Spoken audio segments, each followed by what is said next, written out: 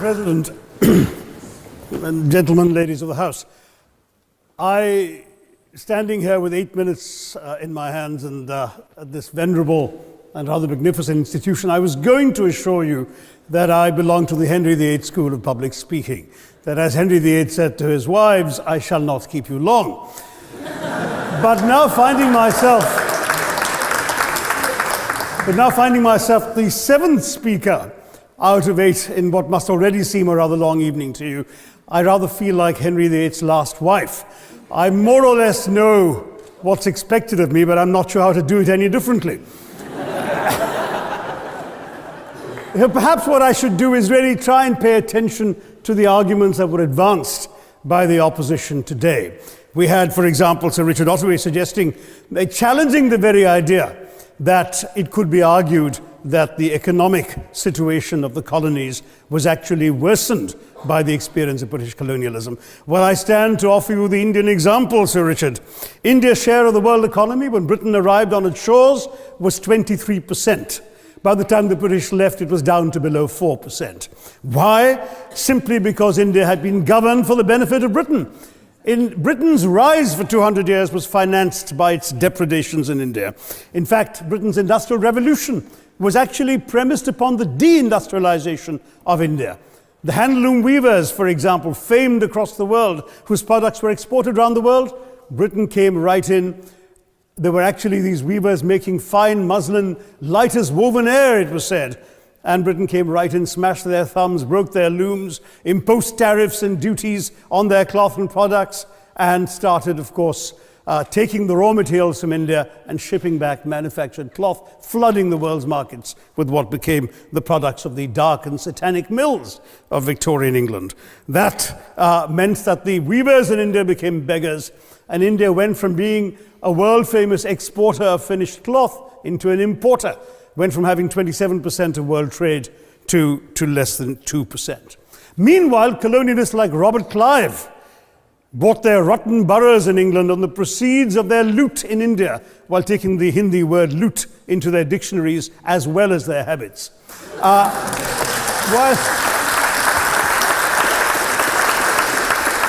And the British had the gall to call him Clive of India, as if he belonged to the country, when all he really did was to ensure that much of the country belonged to him. By the end of the 19th century, the fact is that India was already Britain's biggest cash cow, the world's biggest purchaser of British goods and exports, and the source of highly paid employment for British civil servants. We literally paid for our own oppression. And as has been pointed out, the wealthy Victorian British families that made their money out of the slave economy, 1/5 of the elites of the wealthy class in Britain in the 19th century owed their money to transporting 3 million Africans across the waters. And in fact, in 1833, when slavery was abolished, what happened was that a compensation of £20 million was paid, not as reparations to those who had lost their lives or who had suffered or been oppressed by slavery, but to those who had lost their property. I was struck by the fact that your Wi-Fi password at this union commemorates the name of Mr. Gladstone, the great liberal hero. Well, I'm sorry, his family was one of those who benefited from this compensation. Staying with India, between 15 and 29 million Indians died of starvation in British-induced famines. The most famous example, of course, was the Great Bengal Famine during the Second World War, when 4 million people died because Winston Churchill, deliberately as a matter of written minuted policy, proceeded to divert essential supplies from civilians in Bengal to sturdy Tommies and Europeans as reserve stockpiles. He said that the starvation of anyway underfed Bengalis mattered much less than that of sturdy Greeks. This is Churchill's actual quote. And when conscience-stricken British officials wrote to him, pointing out that people were dying because of this decision, he peevishly wrote in the margins of the file, "Why hasn't Gandhi died yet?" So all notions that the British were trying to do their colonial enterprise out of enlightened despotism, to try and bring the benefits of colonialism and civilization to the benighted heathen. I'm sorry, Churchill's conduct in 43, simply one example of many that gave a lie to this myth. As others have said on the proposition, violence and racism were the reality of the colonial experience. And no wonder that the sun never set on the British Empire, because even God couldn't trust the English in the dark.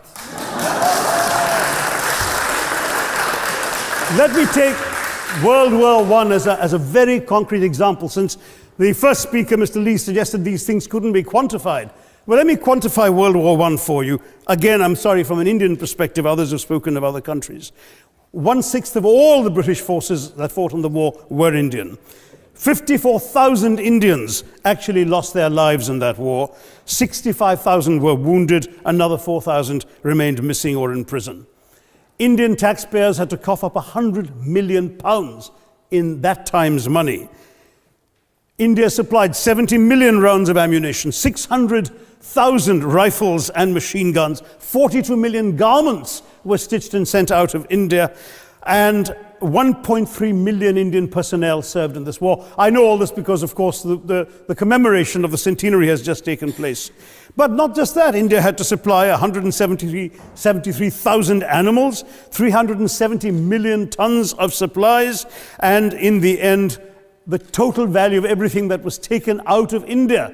India, by the way, suffering from recession at that time and poverty and hunger, was, in today's money, £8 billion. You want quantification? It's available. Second World War, it was even worse, 2.5 million Indians in uniform. I won't belabor the point, but of Britain's total war debt of £3 billion, in 1945 money, 1.25 billion was owed to India and never actually paid. Somebody mentioned Scotland. Well, the fact is that colonialism actually cemented your union with Scotland. You know, the Scots had actually tried to send colonies out before 1707. They'd all failed, I'm sorry to say. But then, of course, came union, and India was available, and there you had a disproportionate employment of Scots. I'm sorry, Mr. Mackenzie has to speak after me. Engaged in this colonial enterprise as soldiers, as merchants, as agents, as employees, and the earnings from India is what brought prosperity to Scotland, even pulled Scotland out of poverty. Now that India is no longer there, no wonder the bonds are loosening. Now, we've heard other arguments on this side. There's been a mention of the railways. Well, let me tell you, first of all, as my colleague, the Jamaican High Commissioner, has pointed out, railways and roads were really built to serve British interests and not those of the local people. But I might add that many countries have built railways and roads without having had to be colonized in order to do so.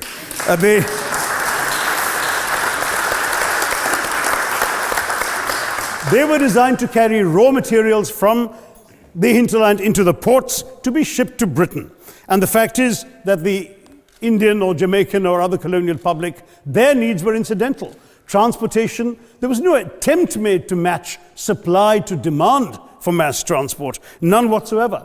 Instead, in fact, the Indian railways were built with massive incentives offered by Britain to British investors, guaranteed out of Indian taxes paid by Indians, with the result that you actually had 1 mile of Indian railway costing twice what it cost to build the same mile in Canada or Australia, because there was so much money being paid in extravagant returns. Britain made all the profits, controlled the technology, supplied all the equipment, and absolutely all these benefits came as private enterprise, British private enterprise, at public risk, Indian public risk.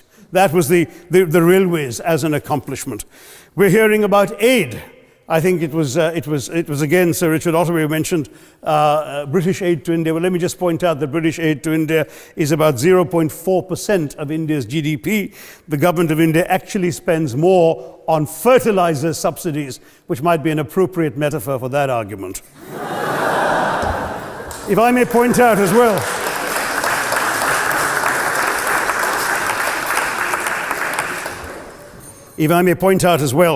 that as my fellow speakers from the proposition have pointed out, there have been incidents of racial violence, of loot, of massacres, of bloodshed, of transportation, in India's case, even of one of our last Mughal emperor. Yes, maybe today's Britons are not responsible for some of these depredations, but the same speakers have pointed with pride to their foreign aid. You're not responsible for the people starving in Somalia, but you give them aid. Surely the principle of reparations for the wrongs that have been done cannot be denied.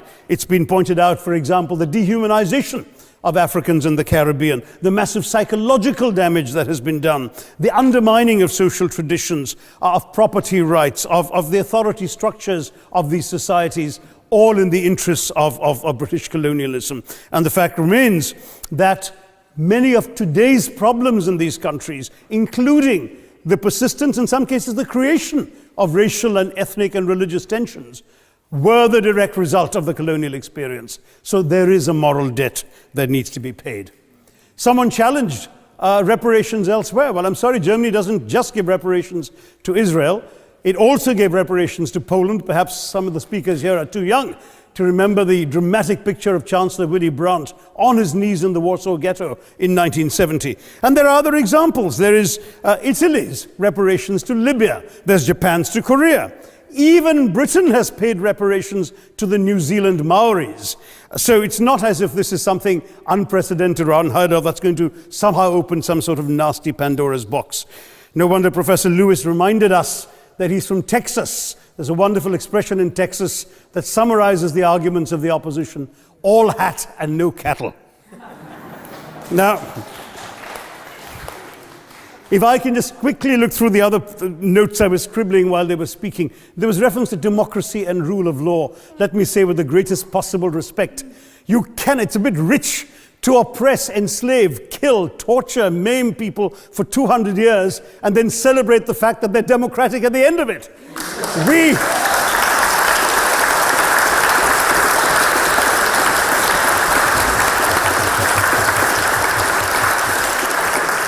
We were denied democracy, sir. We had to snatch it, seize it from you. With the greatest reluctance, it was conceded in India's case after 150 years of British rule, and that too with limited franchise. Yes, indeed, ma'am. The opposition spoke quite highly of Greek and Athenian democracy on which the West should pride itself, and spoke of liberty and equality in that same name. The Athenian democracy was only functioning because of the slave society on which it was built. That's the nature of colonisation. All right, I don't think that needs contradiction, not from me at any rate. But if I may just point out, I think the argument made by a couple of the speakers, the first speaker, Mr. Lee in particular, conceded all the evil atrocities of colonialism, but essentially suggested that reparations won't really help. They won't help the right people. They'll be used as a propaganda tool. They'll embolden people like Mr. Mugabe. It's always nice how in the old days, I'm sorry to say that the people of the Caribbean used to frighten their children into behaving and sleeping by saying Sir Francis Drake would come after them. That was a legacy of that. Now it's Mugabe will be there. So this is the new sort of Sir Francis Drake of our times. The fact is very simply, sir, that we are not talking about reparations as a tool to empower anybody. They're a tool for you to atone for the wrongs that have been done. And I am quite prepared to accept the proposition that you can't put a monetary sum on the kinds of horrors people have suffered. Certainly no amount of money can expiate the loss of a loved one, as somebody pointed out there. You're not going to be able to figure out an exact amount. But the principle is what matters. The fact is that to speak blithely of sacrifices on both sides, as an analogy was used here, a burglar comes into your house, ransacks the place, stubs his toe, and you say, well, there was a sacrifice on both sides. That, I'm sorry to say, is not an acceptable argument. The truth is that we are not arguing specifically that vast sums of money need to be paid. The proposition before this House is the principle of owing reparations, not the fine points of how much is owed, to whom it should be paid. The question is there a debt? Does Britain owe reparations? As far as I'm concerned, the ability to acknowledge a wrong that has been done, to simply say sorry, will go a far, far, far longer way than some percentage of GDP in the form of aid. What is required, it seems to me, is accepting the principle that reparations are owed. Personally, I'd be quite happy if it was £1 a year for the next 200 years after the last 200 years of Britain and India. Thank you very much, Madam President.